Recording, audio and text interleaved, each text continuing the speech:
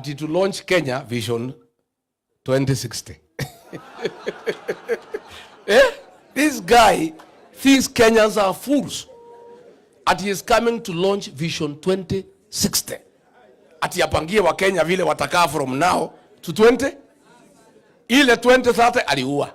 Si ilikuwa 2030 ya Mwai Kibaki? Ameua hajaua. Sasa wewe umeua Vision 2030. Tonight you are calling Kenyans to deceive them that you are launching Vision 2060. The sad part, which has made me very uncomfortable, he wants to appoint retired President Uhuru Kenyatta to be the team leader. Sisi namwambia, my elder brother President Uhuru Kenyatta, please, usikubali kuingizwa kwa hiyo matope. Wakenya watakuchukia na watakudharau. Si ni uongo? 2060. Ile kazi tumekupatia umefanya. Unatuambia mambo ya 2060 ya nini? Na kuna kazi tulikubaliana ufanye. 4 years down the line, you have done nothing. On 10th, nitatoa taarifa Ruto at 4 years. So, wewe, William Ruto, tonight, unless now because nimekutangaza ubadilishe. Because mimi nakujua. Ulikuwa unapanga kuja kudanganya wa Kenya at Vision 2060. Then our son Uhuru Kenyatta, mfalme wetu, kiongozi wetu, umuingize kwa hiyo matope. The truthful man, the former deputy president, has exposed and also unleashed what President Ruto will give at 7 as the State of the Nation address. Amesema kwamba ashapata taarifa yenye Ruto anataka kupeana jioni saa 1 kwa Wakenya. Na taarifa yenyewe amesema kwamba ni kuhusu Vision 2060. Vision 2060. That's what the president is planning to tell Kenyans. And now the other information he has given is that not only that Vision 2060, he's also planning to appoint the former president Uhuru Muigai wa Kenyatta to lead the Vision 2060. So Rigathi, the truthful man, has decided that President Ruto cannot stay in peace. President Ruto cannot just lie to Kenyans as normal, in peace. President Ruto cannot just have his address to Kenyans at peace. Congratulations, Mr. Former President, Deputy President, Rigathi Gachagua. Because he's the best man so far. He's doing and is fighting Kenyans' battles. He's the best of the opposition leaders we ever been having.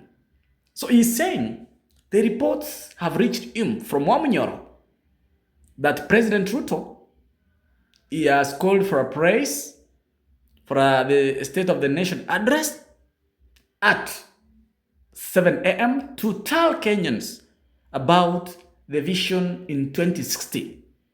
Rigathi Gachagua is asking simple questions. Where do we go with Vision 2030? Where did we go with the Asla Fund? Where did the Singapore go? Where did the 500 gas go? Why are we eyeing 2060 where most of us will not be there? Why can't you just help Kenya now? Why should you wait till Vision 2060? Rigathi Gachagua kweli, jamani, tumusikize. Kujipanga. Serio? So, hii wazungu wakanitafuta. Wakanieleza, we were to lose 500 jobs and the economy of Nyanyuki imeshikiliwa na hiyo wazungu wa Uingereza. We would have lost Nyanyuki. And these are my people. So when hii wazungu waliniambia, nikaongea hiyo maneno. Immediately I spoke, Ruto akaitana, akaambia sign that contract, hiyo kitu iendelee. So we have saved Nyanyuki. Na Nyanyuki yetu itasimama. Mimi nitaendelea kusema ukweli. Nataka kuuliza wazungu wote wako na shida wanitafute. Sasa wazungu wamenitafuta kutoka Jerumani. Contract ya kuprint pesa ya Kenya when the Laru ilifungwa ilipatiwa some German company. For the last 4 months, they have not brought any currency to the central bank. Because wanaambiwa, hiyo pesa inakujaga Nairobi. They are being told to deliver the money to Mombasa. Because iko pesa imekuwa printed over and above what the central bank has asked. Na hiyo pesa ni ya uchaguzi. Those Germans have refused. They have refused. Wanasukumwa sana na deputy governor wa central bank anaitwa Susan Koech that they should bring the money to the port of Mombasa so that some of the money can be taken aside. And the Germans have said no. Najua hii wazungu macha walituhangaisha hapa pia ni watu wangwana. They are very credible people. So we are asking William Ruto, please stop forcing the Germans to offload currency in Mombasa. Let the currency come to Nairobi and it to be documented that inaenda vile imeagizwa na central bank. We don't want you to divert money for your campaign because that will cause inflation in the country. I think ameona hii deraru because imefunguliwa juzi, it might take time. Na vile amenyolewa pale Kalau, he needs more money. Pale Kalau imetumia karibu 16 billion. Projects 14.5 billion, cash 1.5. Sasa tumehesabu pale kura moja ile amepata moja ni milioni 3 kura moja. Sasa kwa hii kura ya Kenya, if he spends 1.5 billion in every constituency out of 290, we are talking almost 400 billion. He'll have to print money because that money is not available. So we want to tell the Germans, please stay firm. Don't divert our currency to Mombasa. Take the currency to the central bank in Nairobi the way it's supposed to be done. Na hiyo maneno tutaendelea kuzungumza. Si ndio? Finally, you know, people are not foolish. You can cheat some people sometime, but you cannot cheat all the people all the time. Huyu my former boss alidanganya sisi yote, akaleta kitu inaitwa hustler versus dynasty, ya kupiganisha watu maskini na matajiri. Sisi kwa sababu wale wengi ni maskini tukaunga yeye mkono. He convinced watu ya Kenya ati shida yao ni matajiri. Shida ya Kenya si matajiri. Our rich people are very important people for our economic development. But he convinced us that the problem of those who are down is those who are up. So he brought a narrative called hustler versus dynasty. It has collapsed. Akareta ati hustler fund. Ati unapewa 500 uanzishe biashara. Which business can you start with 500? It has collapsed. Mekwama. Akatoka hapo. Alisema bottom up economic transformation. Ati mtu atoke chini aende juu. Ati mtu ya bodaboda ati atoke kwa bodaboda ati anunue Sienta. Ati atoke kwa Sienta anunue Nissan ya box. Ati atoke hapo anunue bus. Hii vijana ya bodaboda instead yao kupandishwa wakanunue Sienta, bei ya spares iliongezwa na bodaboda yenyewe ikaongezwa. Wakakwama. Si ndio? Haya, akaleta ingine ati pesa mfukoni. Ati watu wataweka pesa kwa mfuko. Kuliko aweke pesa kwa mfuko, ile kidogo ilikuwa kwa mfuko akafanya nini? Akatoa. All the things he promised ikakwama.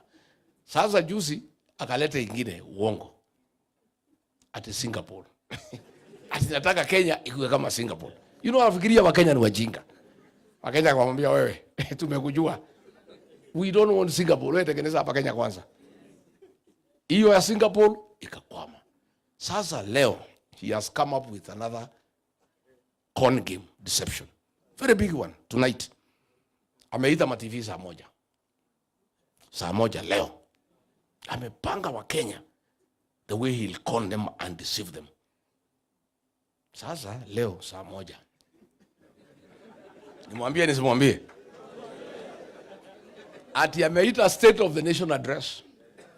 Do you know what he is coming to do? Ati to launch Kenya Vision 2060. This guy thinks Kenyans are fools.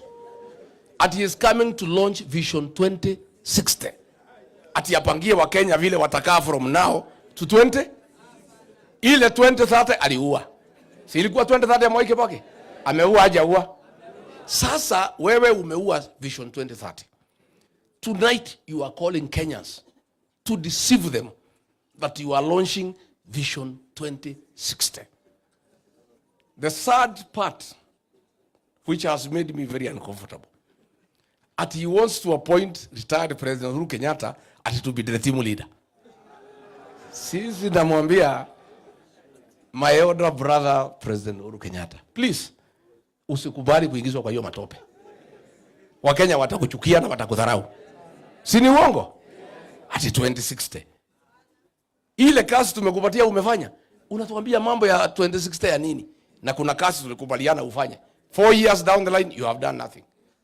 On 10th nitatoa taarifa Ruto at 4 years. So wewe William Ruto tonight, unless now because nimekutangaza ubadilishe. Because mimi nakujua ulikuwa unapanga kuja kudanganya wa Kenya at Vision 2060. At then our son Uhuru Kenyatta, mfalme wetu, kiongozi wetu, ati umuingize kwa hiyo matope, ati aongoze uongo. Hiyo si ni uongo? We don't want our son President Uhuru Kenyatta aingizwe in that mix. We want President Uhuru Kenyatta apatiwe nafasi to retire in dignity. Alitufanyia kazi miaka 10, apewe nafasi apumzike. Kama Uhuru kuna kazi anataka kutoa maoni, angoje next year tukichukua serikali akuje atushauri. Lakini asikubali. President Uhuru Kenyatta must not agree to be drawn into that deception. Na akikubali ataaibika. Hata ile siku Ruto walienda Ishaweri, si Uhuru aliaibika. Watu walipiga kelele sana. We don't want, wewe Ruto, don't drag our son into that nonsense. Wewe weka Kipchumba Murkomen akuwe team leader wa hiyo kitu. Ama ile Francis Atoli. Si yako na watu wengi? Si apatie Atoli? Give one of those characters mnakaa na hao. What I urge you to do, Bwana President, tonight, when you come to the TV at 7, many Kenyans have been switching TVs off when you come there. True or false? Please take time. Tell Kenyans why you ordered abductions of Gen Zs. Yeah?